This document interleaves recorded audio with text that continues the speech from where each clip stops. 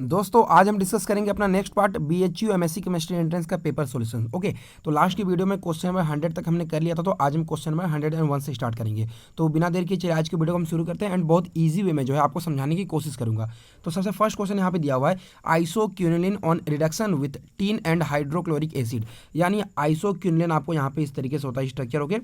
इस तरीके से होता है आपका आइसोक्यूनोलिन। ओके, इसका जो आपको बोला गया है रिडक्शन करने के लिए SnHCl से। जब आप SnHCl से जब आप रिडक्शन करोगे तो यहाँ पे दोनों रिंग जो है यहाँ पे एरोमेटिक होती है, तो यहाँ पे जो नाइट्रोजन वाला जो रिंग है वो अपना एरोमेटिसिटी जो है खो देता है एंड इस तरीके से जो है 1 2 3 4 चारों पोजीशन पे जो है यहाँ पे हाइड्रोजन। ओके, एंड यहाँ पे भी हाइड्रोजन, यहाँ पे भी हाइड्रोजन एंड यहाँ पे भी जो हाइड्रोजन चले आते हैं, यानी आप इसे क्या कहोगे 1 2 3 4 डाई हाइड्रो आइसोक्यूनिलिन बोलते हैं इसे। ओके, तो इसका आंसर हो जाएगा option number B. Next question क्या दिया हुआ है, the reaction of pyridine with acyl chloride in cold gives क्या होता है। यहाँ पे सिंपल बोला गया है कि आपको पिरिडीन के साथ में जो है यहाँ पे इस तरीके से एसाइल क्लोराइड यानी CH3C डबल बॉन्ड OCl के साथ रिएक्शन कराया गया। अब आप क्या करोगे, यहाँ पे डायरेक्टली जो है यहाँ पे इलेक्ट्रोफिलिक सेंटर जो मैंने आपको बताया था आप यहाँ पे लगा दोगे, बट यहाँ पे जो है आप बहुत बड़ी गलती कर दोगे। ऐसा इसीलिए बिकॉज पिरिडीन जो है कभी भी जो है फ्रीडल क्राफ्ट एसाइलेशन यानी फ्रीडल क्राफ्ट रिएक्शन देता ही नहीं है, एंड इसीलिए जो है ये क्वेश्चन आपको जो है यहाँ पे दिया हुआ था। इसका करेक्ट आंसर होगा none of the above, because ये रिएक्शन ये प्रोवाइड ही नहीं करता है एंड आपसे जो है यहाँ पे BHU मिस्टेक कराना चाहता है, इसलिए जो है आप यहाँ पे मिस्टेक से करने से बचना। अब नेक्स्ट क्वेश्चन क्या दिया हुआ है, which one is least stable carbonium, यानी यहाँ पे बोला गया है सबसे लीस्ट स्टेबल जो है यहाँ पे कार्बन आयन क्या है। तो सबसे इंपॉर्टेंट बात है कि कार्बन के पास में जो इलेक्ट्रॉन डेंसिटी बहुत ज़्यादा होती है इस जगह पे, एंड उसे जो स्टेबलाइज करने के लिए इलेक्ट्रॉन विदड्रॉइंग ग्रुप चाहिए। एंड फर्स्ट केस में अगर आप देखो तो यहाँ पे फिनाइल रिंग है, फिनाइल रिंग जो है बेंजीन रिंग इस तरीके से आप बोलो इस तरीके से। ओके, एंड यहाँ पे CH2 यानी यहाँ पे नेगेटिव, यानी ये स्टेबलाइज है यहाँ पे इस तरीके से रेजोनेंस करके, यानी ये तो स्टेबलाइज है। एंड यहाँ पे CCl3 वाला देखो तो CCl देन आपका यहाँ पे Cl एंड यहाँ पे नेगेटिव, यानी ये माइनस आई इफेक्ट देके जो है इसे स्टेबलाइज कर लेगा। एंड CH3 में अगर आप देखोगे CH3 माइनस एंड C के साथ में 3 CH3 आपको दिए हुए। ओके, इस तरीके से जो है 3 CH3 आपको यहाँ पे प्रोवाइडेड है, यहाँ पे नेगेटिव साइन। अब यहाँ पे अगर आप देखो तो तीनों जो है हाइड्रोजन के जो है यहाँ पे प्लस यहाँ पे जो है प्लस 9 अल्फा यानी 9 यहाँ पे हाइपर कॉन्जुगेटिव हाइड्रोजन है, एंड सारे के जो है यहाँ पे प्लस आई इफेक्ट होंगे, यानी बहुत ज़्यादा जो है ये इसे अनस्टेबल करेगा with respect to CH3 minus, because यहाँ पे हाइड्रोजन जो है सिर्फ और सिर्फ जो है यहाँ पे कोई इफेक्ट नहीं देंगे। ओके, तो यहाँ पे हो जाएगा आपका करेक्ट आंसर जो है आपको हो जाएगा option number B. Next question क्या दिया हुआ है, which of the alkyl halide undergoes most readily for nucleophilic substitution reaction, इनमें से जो है कौन सबसे ज़्यादा जो है न्यूक्लियोफिलिक सब्स्टिट्यूशन रिएक्शन बहुत ईजिली जाएगा। अब यहाँ पे अगर आप देखो चारों जो है आपको यहाँ पे अल्काइल हाइलाइड दिए हुए हैं, and SN1 and SN2 reaction both की कैटेगरी में अगर बात करोगे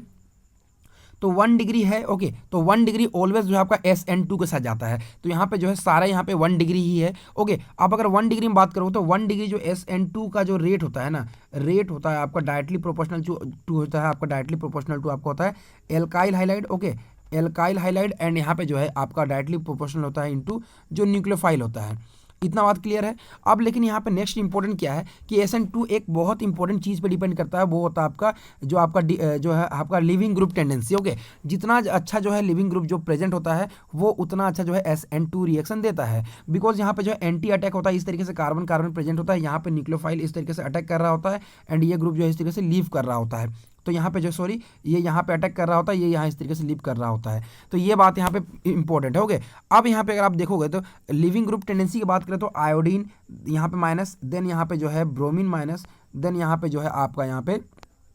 क्लोरीन, देन आपका जो है फ्लोरीन, ये सभी जो है बहुत बेटर लिविंग ग्रुप होते हैं। तो ये आपका लिविंग ग्रुप का ऑर्डर होता है। तो यहाँ पे अगर आप बात करोगे यहाँ पे सबसे अच्छा लिविंग ग्रुप है आयोडीन, यानी यहाँ पे करेक्ट आंसर हो जाएगा आपका ऑप्शन नंबर सी। अब यहाँ पे एक इंपॉर्टेंट बात आपको बता दूँ, लिविंग ग्रुप टेंडेंसी आप ज़्यादा बेटर तरीके से कैसे देखोगे, यहाँ पे अगर आप देखो चारों लिविंग ग्रुप को लिख दो, यानी iodine minus and bromine minus. Okay, and यहाँ पे क्लोरीन माइनस, तीनों आपने लिख दिया। आप बोलोगे सबसे बेस्ट लिविंग ग्रुप कौन सा है, तो सब में जो यहाँ पे H लगा दो, यानी जो सबसे ज़्यादा एसिडिक हो जाएगा, यानी यहाँ पे HI हो गया, ये HBr हो गया एंड HCl हो गया। तो इन सभी में बात करोगे तो HI सबसे ज़्यादा एसिडिक होता है, देन HBr, देन HCl होता है, यानी इधर जो एसिडिटी इंक्रीज होता है, यानी जो यहाँ पे ज़्यादा बेटर हो रहा है तो कौन लीव करेगा, जो बाद में जाके और स्टेबिलिटी प्रोवाइड करे, यानी HI यहाँ पे बहुत बेटर लिविंग ग्रुप हो जाता है, इसीलिए जो है हमारे इस केस के लिए ऑप्शन में सी हो गया। अब नेक्स्ट क्वेश्चन देखो क्या है, बहुत अच्छा क्वेश्चन है, क्लास 12 वाला क्वेश्चन दिया हुआ है, the reaction of ethanolic KOH, यानी इथेनॉलिक KOH यानी जो है यहाँ पे बहुत यहाँ पे बेस्ट, यहाँ पे जो है आप बोलोगे यहाँ पे बेस दिया हुआ है विथ 1,1 डाइक्लोरोप्रोपेन दिया हुआ है, यानी CCC एंड यहाँ पे क्लोरो एंड यहाँ पे हाइड्रोजन एंड यहाँ पे हाइड्रोजन। जब आप इथेनॉलिक KOH दोगे तो यहाँ पे जो ETO माइनस हो गए, ये सिंपली यहाँ पे हाइड्रोजन को लेगा, ये यहाँ पे जाएगा, ये लीव कर जाएगा, फिर नेक्स्ट केस में क्या होगा, फिर से ये हाइड्रोजन को लेगा, ये यहाँ जाएगा एंड यहाँ पे ये लीव कर जाएगा, यानी यहाँ पे जो है नॉर्मली यहाँ पे क्या हो गया, यहाँ पे C देन डबल बॉन्ड, एक बार डबल बॉन्ड बना, उसका फिर से जो एक डबल बॉन्ड आ गया, यानी यहाँ पे जो है आपका प्रोपाइन का फॉर्मेशन हो गया, किसका फॉर्मेशन हो गया, प्रोपाइन का फॉर्मेशन हो गया, यानी करेक्ट आंसर हो जाएगा आपका ऑप्शन नंबर बी। अब नेक्स्ट क्वेश्चन क्या दिया हुआ है, an axial methyl at position 1 in methyl cyclohexane is closer to, okay यहाँ पे क्या लिखा हुआ है, an axial methyl at position 1, axial methyl आपको दिया हुआ है at position 1 इन साइक्लोहेक्सेन, इस तरीके से जो है आपको यहाँ पे दिया हुआ है, एंड यहाँ पे जो है मिथाइल, यहाँ पे मान लीजिए मिथाइल है, मैं यहाँ पे जो CH3 लिख देता हूँ, ओके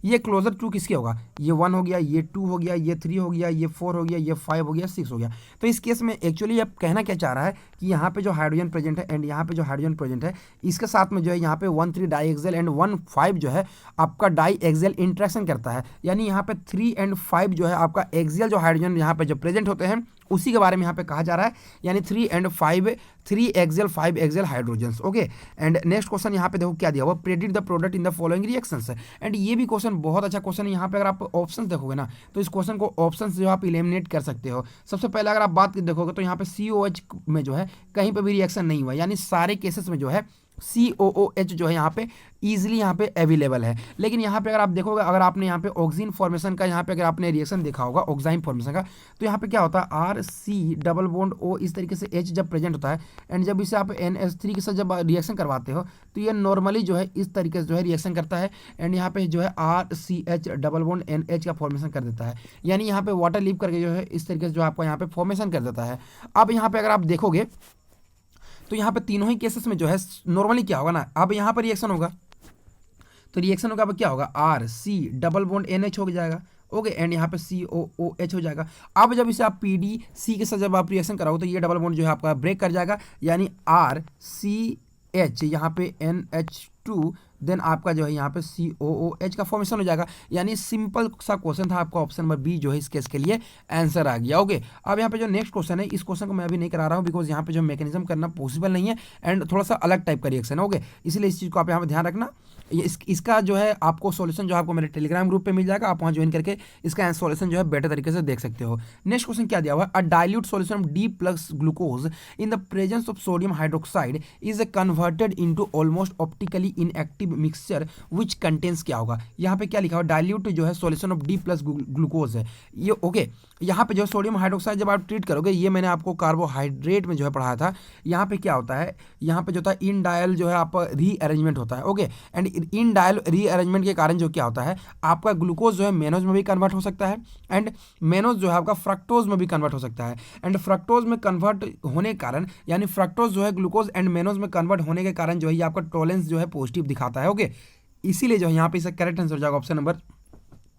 सी हो जाएगा। ऐसा इसीलिए बिकॉज यहाँ पे देखो मैं यहाँ पे बड़े बड़े स्ट्रक्चर्स तो यहाँ पे बना नहीं सकता हूँ, इसके लिए जो है आपको मेरे जो है कार्बोहाइड्रेट्स के लेक्चर देखने होंगे, आप वो देखोगे आपको ज़्यादा बेटर तरीके से समझ आएगा। अब नेक्स्ट क्वेश्चन क्या दिया हुआ है, predict the product of the following reaction, इसके लिए प्रेडिक्ट करना है फॉलोइंग रिएक्शन का। देखो ये रिएक्शन जो है आपका विटिक रिएक्शन का एग्जांपल है, किसका है, विटिक रिएक्शन का एग्जांपल है, एंड इसके लिए जो मैं आपको एकदम शॉर्ट ट्रिक देता हूँ। सबसे पहले आपको क्या करना है, सबसे पहले आपको लॉन्ग बताता हूँ देन आपको शॉर्ट बताता हूँ। यहाँ पे आपको एल्काइल हाइड्राइड दिया हुआ है एंड यहाँ पे PS3P दिया हुआ है, तो सबसे पहले क्या करना है, ये OMe तो आपका यहाँ पे प्रेजेंट है, ओके, यहाँ पे मैं उल्टा लिख दे रहा हूँ, यहाँ पे हो जाएगा ये MEO हो जाएगा, ओके, ये MEO हो जाएगा, देन यहाँ पे CH2 एंड जैसे PS3P के साथ जब आप रिएक्शन करेगा ना तो यहाँ पे PPH3 यहाँ पे पॉजिटिव आ जाएगा इस तरीके से, ओके, यहाँ पे इस तरीके से आ जाएगा। अब यहाँ पे क्या होगा, यहाँ पे इस हाइड्रोजन को मैं यहाँ पे इस तरीके से करता हूँ, यहाँ पे इसे रिप्लेस करता हूँ, तो यहाँ पे क्या फॉर्मेशन हो जाएगा,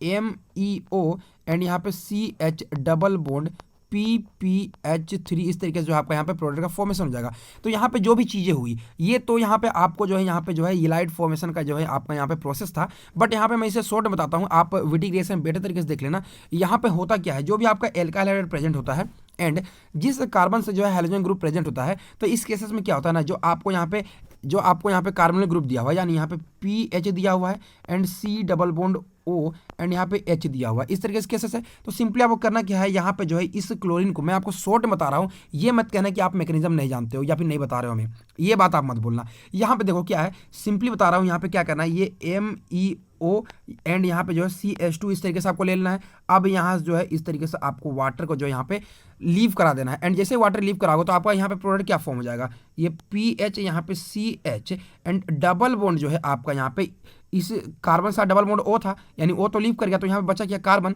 देन आपका यहाँ पे बचा MEO। ओके, पहले तो आपका ये बना, ये चीज़ आप ध्यान से देखो, आपका ये प्रोडक्ट फॉर्मेशन हुआ, ये आपको नजर आ रहा होगा, PHCH डबल बॉन्ड COMe इस तरीके से जो आपका प्रोडक्ट बना होगा, यहाँ पे हाइड्रोजन हो सकता है। ओके, तो यहाँ पे ये प्रोडक्ट फॉर्मेशन हो गया। तो यहाँ पे जो प्रोडक्ट का जो फॉर्मेशन हुआ ये हमारा कुछ इस तरीके से यहाँ पे आप देख सकते हो। अब देखो यहाँ पे जब आप H+ दोगे ना, तो H+ क्या करेगा, सिंपली इस मिथाइल को ले जाएगा, यानी CH4 का फॉर्मेशन कर देगा एंड यहाँ पे जो है आपका कीटोइनोल टोटोमेरिज्म हो जाएगा एंड यहाँ पे जो है आपका इस तरीके से यहाँ पे चला जाएगा एंड ये डबल बॉन्ड यहाँ पे माइग्रेट कर जाएगा, यानी PHCH2 C double bond OH का फॉर्मेशन हो जाएगा, यानी जो है आपका यहाँ पे नॉर्मली इस कंपाउंड का फॉर्मेशन हो जाएगा। तो यहाँ पे उम्मीद आपको ये समझ आया होगा। अब नेक्स्ट क्वेश्चन क्या दिया हुआ है, which aldose ketose forms same osazone when treatment with excess of phenyl hydrogen, कौन कौन सा यहाँ पे देंगे। तो देखो ये क्वेश्चन जो है BHU जो थोड़ा घुमा के आपको पूछा, अगर आप क्वेश्चन नंबर 109 जानते हो ना तो 111 भी कर लोगे। अब ऐसा इसीलिए यहाँ पे जो है आपको इन डायल रीअरेंजमेंट से क्वेश्चन पूछा था, यहाँ पे भी जो क्वेश्चन जो है आपका इन डायल रीअरेंजमेंट से क्वेश्चन पूछा गया है। यहाँ पे अगर आप क्वेश्चंस को देखोगे ना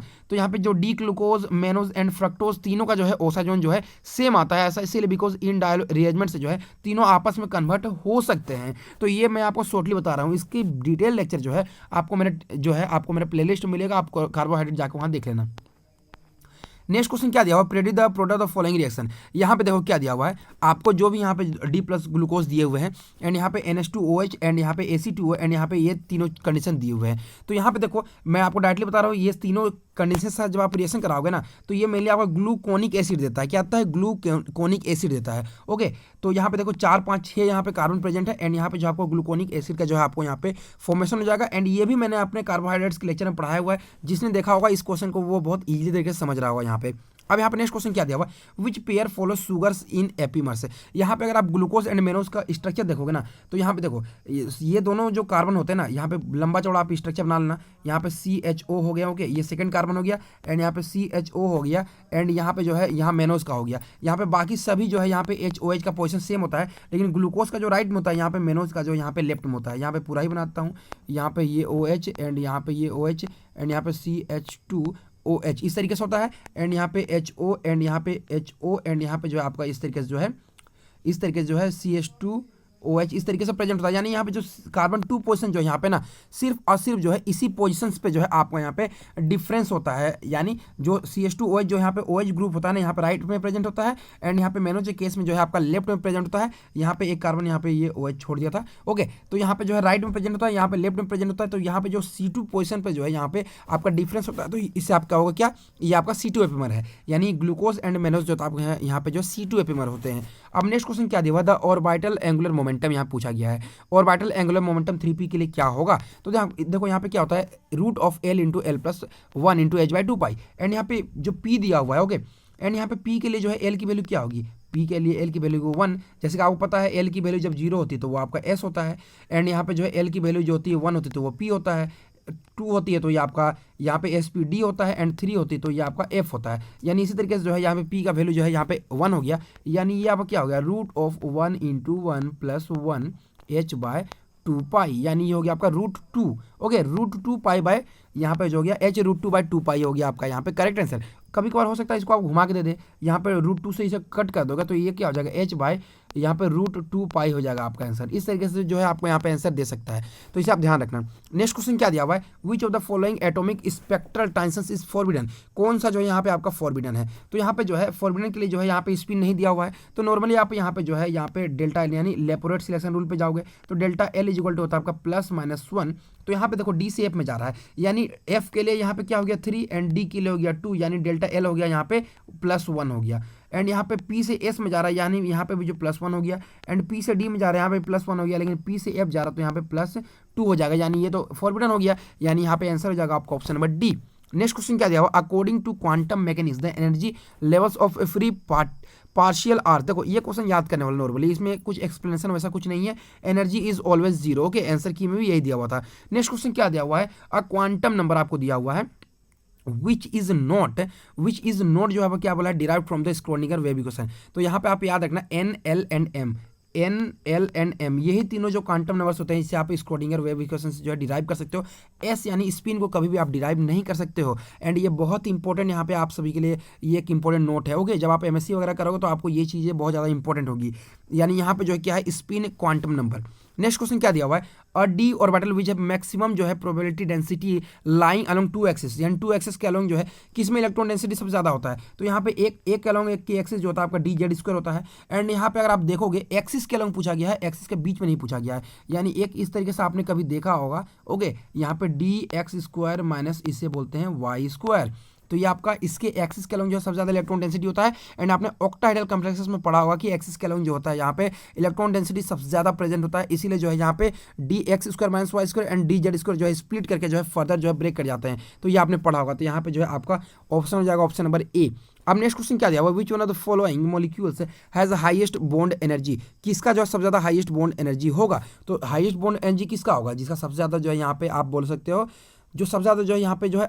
जो है सबसे ज़्यादा जो है अनस्टेबल हो, यानी सबसे ज़्यादा स्टेबल हो। ओके, तो यहाँ पे अगर आप देखोगे F2 जो है यहाँ पे जो है F2 का जो है सबसे ज़्यादा बॉन्ड एनर्जी होता है। ओके, F2 जो होता है सबसे ज़्यादा इसका बॉन्ड एनर्जी होता है जब इसे आप ब्रेक करोगे ना, तो यहाँ पे ओके इस चीज़ को आप यहाँ पे ध्यान रखना। नेक्स्ट क्वेश्चन क्या दिया हुआ है, the translational partition function has the unit of, यहाँ पे होता है इसका यूनिट होता है नंबर होता है। ओके, एंड यहाँ पे जो बॉन्ड एनर्जी है ना, तो आपको यहाँ पे नॉर्मली मॉलिक्यूल्स के बीच में दिया हो, यानी ऑर्बिटल इंटरेक्शन, यानी यहाँ पे सिंपल छोटे छोटे 2 फ्लोरीन, उससे बड़े बड़े 2 क्लोरीन एंड उससे थोड़ा सा और बड़ा यहाँ पे ब्रोमीन, यानी यहाँ पे जो है छोटे छोटे में जो ओवरलैपिंग होता है, बट यहाँ पे जो है थोड़े अच्छी तरीके से जो ओवरलैपिंग नहीं हो पाता है। अगर तो यहाँ पे जो सबसे ज़्यादा बॉन्ड एनर्जी जिसका सबसे ज़्यादा होगा, यानी वो सबसे कम जो है अनस्टेबल होगा, सॉरी जिसका बॉन्ड एनर्जी सबसे ज़्यादा होगा वो उतना ही ज़्यादा जो है अनस्टेबल होगा, यानी F2 जो है सबसे ज़्यादा यहाँ पे अनस्टेबल होगा, इसीलिए इसका करेक्ट आंसर हो जाएगा आपका ऑप्शन नंबर ए। तो उम्मीद है आपको सॉल्यूशन जो समझ आए होंगे। तो मिलते हैं इस तरीके की वीडियो साथ में नेक्स्ट के वीडियोज़ में, तब तक के लिए धन्यवाद।